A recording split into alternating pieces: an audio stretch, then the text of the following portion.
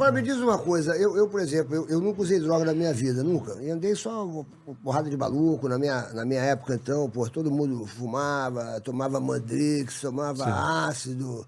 Eu tive vários amigos que, pô, perdi vários amigos, sacou? Que, pô, usando droga. Mas eu nunca usei. As pessoas até. Eu falo isso assim, as pessoas vão até dar risada. Tá de sacanagem. Tem essa imagem. Mas o Rabelo me conhece, cara, todo mundo me conhece. Mas nunca, sabe, o Sérgio é um sabe cara que eu realmente nunca usei, porque eu não tive curiosidade de usar. A Carlinha falou, meu irmão nunca usou, o pessoal acha que ele usa. Mas é verdade. E sempre tive medo de falar, pô, se eu usar isso aqui, eu acho que, pô, se eu tomar um ácido, não sei o quê. Então eu sempre tive essa coisa. Agora, qual é por que você começou a usar droga e por que você também começou a usar droga? O que te levou a usar droga? O que você... No meu caso, sobre o crack que ele falou, a onda do crack, né, é uma cachoeira de dopamina que dura 3 segundos. 3 segundos. Então você quer mais, quer mais, quer mais. Aí você fica atrás, né?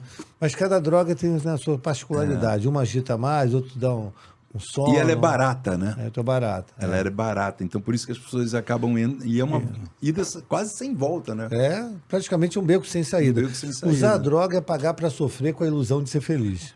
Ponto. É isso. Pagar para sofrer com a ilusão de ser feliz. Eu criei essa frase de tanto atender e resume tudo, né?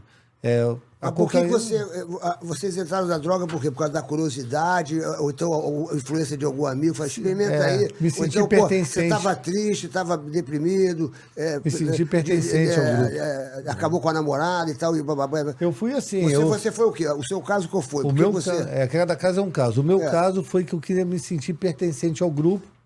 Né? Todo mundo usava. Eu sou de 73, então 83, comecei com 17, nos anos 90. Era onde tinha o ácido, a AIDS, né? Era o auge. Difícil. E a maconha e tal. E aí eu falei, pô, todo mundo usava. E aí, você não vai usar, não? Careta. Inclusão social. Isso o pessoal fala, né? Mas inclusão é verdade. social. Eu queria me sentir pertencente ao grupo. Senão eles iam me excluir. Aí, para isso, eu usei. Ninguém se vicia em óleo de fígado, né? Porque, por exemplo, na minha época, o careta, por exemplo, ele falava assim, não quero não. Pô, tu é careta. Então, isso. Só que eu não me influenciava. Eu falava, sou careta doidão, blá, porque eu era o cara mais animado da turma. As pessoas até achavam que eu era louco. Falavam, pô, meu irmão, a gente fuma, a gente toma, a gente papapá, e o malandro é que fica louco. Você saiu bem, né? Eu era tão elétrico. Mas tinha essa coisa da vergonha de, pô, você não usa, tu é careta. As meninas falavam, você não usa. É verdade. Eu experimentei porque assim, eu sempre tive déficit de atenção na infância, né, cara? Só que minha mãe não quis me dar Ritalina quando eu era criança. E aí, quando eu experimentei lá para meus 14, 15 anos, aquilo ali foi paixão à primeira vista, né? Só que eu demorei para ter coragem de usar com mais regularidade, né? Só quando eu já achei que eu tava assim, uma época que o sucesso subiu um pouco na minha cabeça. Isso era o quê? Maconha ou era... Foi a cocaína mesmo. Cocaína. Você já começou com... Quando eu era muito assim, eu tinha umas paixões, eu tinha muita coisa assim de... Eu chorava no colégio, eu brigava. Eu sempre não sabia zoar, eu era aquele malandro que todo mundo bagunçava, mas eu não sabia a hora de parar, e eu sempre era levado pra coordenação, sempre era suspenso no colégio. Sobrava pra você. Sempre era o burro da história, que eu não era muito esperto, né? Eu gostava de brincar, era disperso, gostava da brincadeira, só que eu sempre me ferrava, sempre ia pra coordenação. E eu tinha umas paixões, assim, platônicas, né, cara? Eu me apaixonava por uma menina e tal, gostava daquela que não queria ficar comigo. Enfim, aí quando eu comecei a fumar, aí por inclusão social, eu tinha aquele amigo que já tinha experimentado cannabis, e ele se dava bem, pegava todas as gatas e tal, eu meio que me espelhava nele, admirava, acabei experimentando nesse sentido, mas aí teve até um despertar xamânico. No começo foi bom, foi até bom, teve as vantagens, que eu comecei a conseguir me enxergar de fora da caixa, assim, comecei a me enxergar de um ponto de vista mais distante, comecei a questionar, comecei a questionar tais traumas, ressignificar, pô, por que eu sofro por isso? Comecei a questionar, a duvidar, né, de alguns sofrimentos ali. Só que aí eu comecei a usar demais, né, cara? Em vez de só ter a experiência e não usar como uma muleta regular, eu fiquei usando muito, né? E assim, eu comecei a gravar Malhação, gravava cena pra caramba lá no primeiro ano. Tu gravava doidão?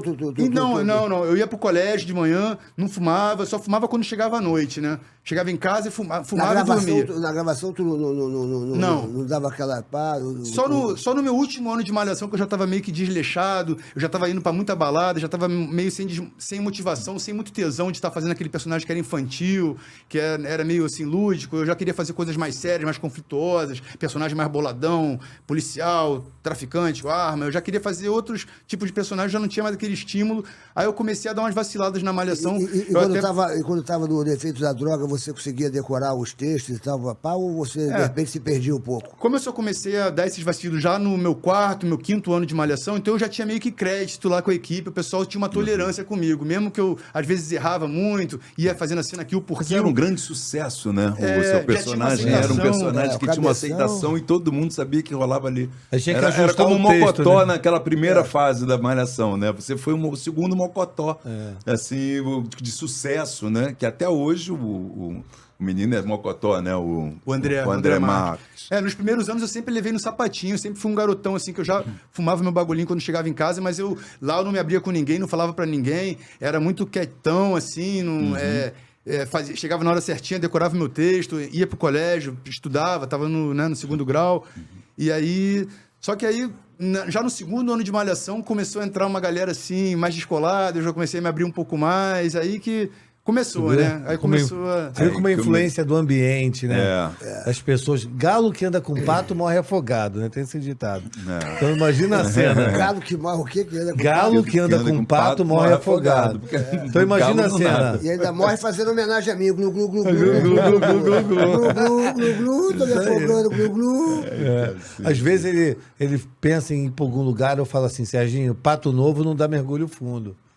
Porque ele está recomeçando, né, na sociedade a uma nova maneira de viver. Porque o jeito de ser, a maneira de pensar e a forma de agir, na droga fica disfuncional. Né? Porque a pessoa pensa de um jeito, fala de outro e age do outro. Nas drogas. Quando a pessoa está sóbria, com essa nova maneira de viver, ela fala, faz o que fala e pensa o que fala. Exatamente. É tudo coerente. Então isso ele está recuperando, ele está indo muito bem. Eu passei o texto com ele lá em São Paulo, eu fui com ele, né? Acompanhei cada passo. da Praça é Nossa, lá? Da Praça é Nossa. Aí ele falou, bate o texto comigo. Aí a gente bateu o texto, né? Você pegou cada fala, sublinhou, qual é a intenção dessa fala.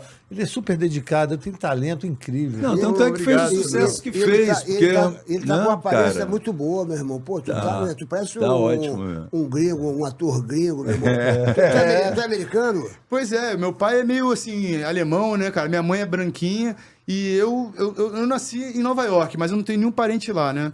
E... Tu nasceu em Nova York? Eu tenho sangue russo, Tu é americano. Eu tenho tu é sangue russo por causa da minha mãe. Tu tem um green card americano? russo. Tu tem um green card? Tu nasceu nos Estados Unidos?